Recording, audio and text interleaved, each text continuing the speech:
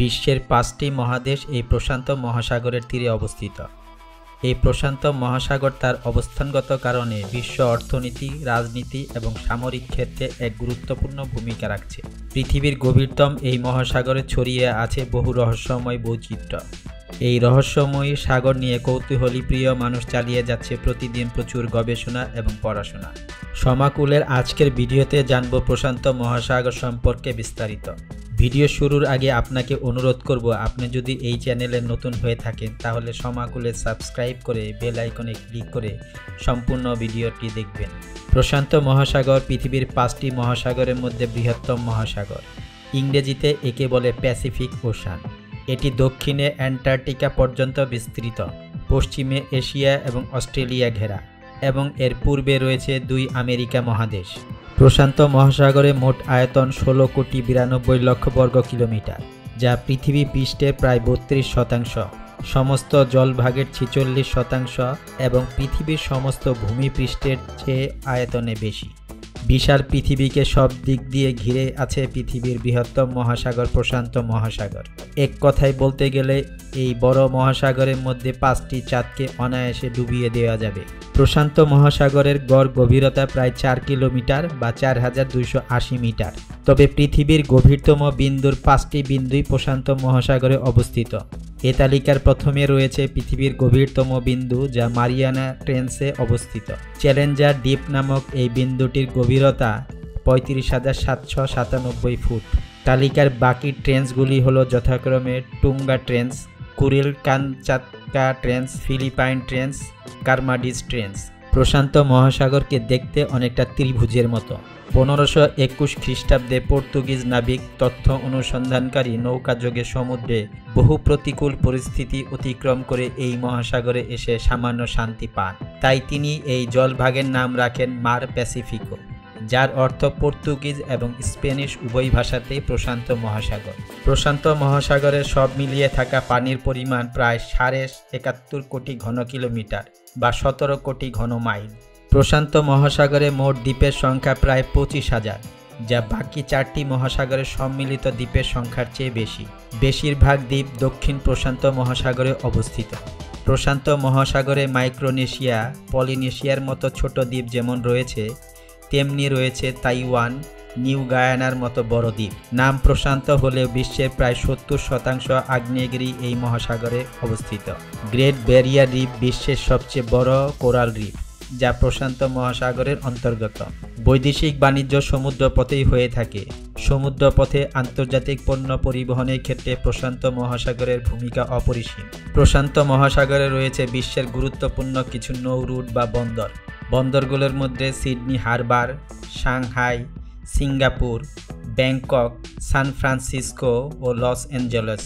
২০ শতকের মাঝামাঝি থেকে পশ্চিম প্রশান্ত মহাসাগরীয় রিমের মধ্যে বাণিজ্য উল্লেখযোগ্য হারে বৃদ্ধি ঘটেছে, বিশেষ করে চীন, জাপান, দক্ষিণ কোরিয়া এবং তাইওয়ান এবং উত্তর আমেরিকায়। প্রশান্ত মহাসাগরের কারণে উত্তর America, Singapore, Thailand, Malaysia, Philippines এবং ইন্দোনেশিয়ার মতো দক্ষিণ পূর্ব এশিয়ার দেশগুলোর মধ্যে বাণিজ্য সম্প্রসারিত হয়েছে।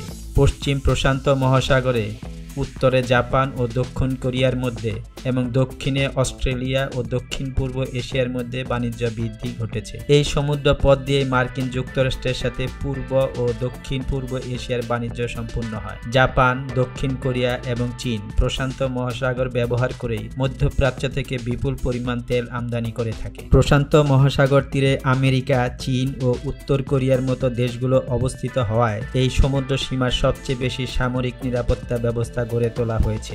প্রশান্ত মহাসাগরের স্রোতগুলির বৈশিষ্ট্য লক্ষ্য করলে দেখা যায় এই মহাসাগরের উত্তর ভাগের স্রোতসমূহ ঘড়ির কাঁটার দিকে আবর্তিত হয়, কিন্তু দক্ষিণ ভাগের স্রোতসমূহ ঘড়ির কাঁটার বিপরীত দিকে আবর্তিত হয়। এই মহাসাগরের পানির তাপমাত্রা মেরুর কাছে -1.4 ডিগ্রি সেলসিয়াস থেকে শুরু করে বিষুবীয় এলাকায় সর্বোচ্চ ৩০ ডিগ্রি সেলসিয়াস পর্যন্ত হতে পারে।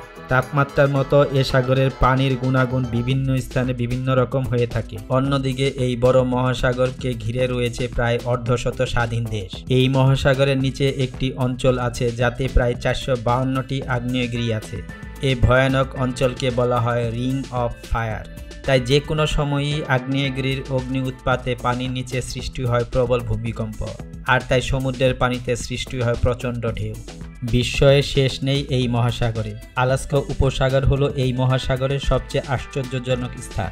আলাস্কা উপসাগর এর যে জায়গায় বেরিং সাগর আর প্রশান্ত মহাসাগর মিলিত হয়েছে, সেখানে এই দুটি জলরাশির পার্থক্য খুব সহজেই ধরা পড়ে। একদিকে হালকা আকাশি রঙের পানি আর অন্যদিকে পানি গাঢ় নীল। খালি চোখে দেখলে মনে হয় দুটি সাগর পাশাপাশি বয়ে চলেছে, কিন্তু কারো জল একে অপরের সাথে মিলছে না। পশ্চিম প্রশান্ত মহাসাগরীয় অঞ্চলে প্রাণীজগতের বৈচিত্র্য বেশি। পশ্চিম প্রশান্ত মহাসাগরেও সবচেয়ে ধনী এবং সবচেয়ে বিস্তৃত রয়েছে, যা যে কোনো মহাসাগরের প্রবাল প্রাচীর। আটলান্টিকের ক্যারিবিয়ান সাগরের প্রবাল প্রাচীরের তুলনায় প্রায় 6 গুণ বেশি প্রজাতির মাছ রয়েছে প্রশান্ত মহাসাগরে। এছাড়াও এখানে রয়েছে ডেভিল সি। প্রশান্ত মহাসাগরের বুকে একটি উপসাগরের নাম ডেভিল সি। আবার জাপানি উপকূলের কাছে অবস্থিত এই মহাসাগরের একটি অংশের নাম ড্রাগন ট্রায়াঙ্গল। এখানে বহু জাহাজ ও বিমান হারিয়ে যাওয়ার ঘটনা ঘটলেও আজ পর্যন্ত তাদের কোনো হদিস পাওয়া যায়নি। অবাক করা ব্যাপার হলো এর রহস্য আজ পর্যন্ত অজানা। এই বিস্ময়কর মহাসাগরে বিস্ময়ের অন্ত নেই। এই সাগরের অতলে রয়েছে জানা অজানা অনেক প্রাণী। বিশালাকার তিমি থেকে শুরু করে রয়েছে হাঙ্গর, অক্টোপাস, স্কুইড, ডলফিন, টুনা, শুশুক সহ নাম না জানা অনেক প্রাণী। প্রশান্ত মহাসাগরীয় দেশগুলোর মধ্যে জাপান এবং রাশিয়ায় বিশ্বের বৃহত্তম মৎস্য সম্পদ রয়েছে, তবে চীন, মার্কিন যুক্তরাষ্ট্র, পেরু, চিলি, দক্ষিণ আমেরিকা এবং ইন্দোনেশিয়াও বিশ্বের প্রধান মাছ ধরার দেশগুলোর মধ্যে রয়েছে। এই সমস্ত দেশে মাছ ধরার শিল্পগুলি বিশাল এবং সবগুলি প্রশান্ত মহাসাগরে মৎস্য চাষের উপর ভিত্তি করে। সমুদ্রের তলদেশে টেকটনিক প্লেটের পুরুত্ব ও শক্তি সময়ের সঙ্গে সঙ্গে হ্রাস পেয়েছে। একটি নতুন গবেষণায় দাবি করা হয়েছে প্রশান্ত মহাসাগর হারিয়ে যাবে এবং আমেরিকা এশিয়ার সঙ্গে যুক্ত হবে। ফলে জন্ম নিতে চলেছে আমেরিকা নামে একটি নতুন অতি মহাদেশ। ক্রমশ ছোট হচ্ছে প্রশান্ত মহাসাগর, এমনটাই দাবি করছেন একদল অস্ট্রেলীয় বিজ্ঞানী। তারা জানিয়েছেন প্রশান্ত মহাসাগর ধীরে ধীরে নিজের আকার হ্রাস করতে করতে হারিয়ে যাচ্ছে। প্রতি বছর অন্তত 1 ইঞ্চি করে ছোট হয়ে যাচ্ছে প্রশান্ত মহাসাগরের আকার। এই প্রশান্ত মহাসাগরকে ঘিরে রহস্যের শেষ নেই। যত রহস্যই আবিষ্কার হোক না কেন, তাও এর আরো অনেক রহস্য থেকে যায় অজানা। প্রকৃতি প্রেমীদের জন্য এই মহাসাগর হলো অজানাকে জানার এক বিপুল ভান্ডার।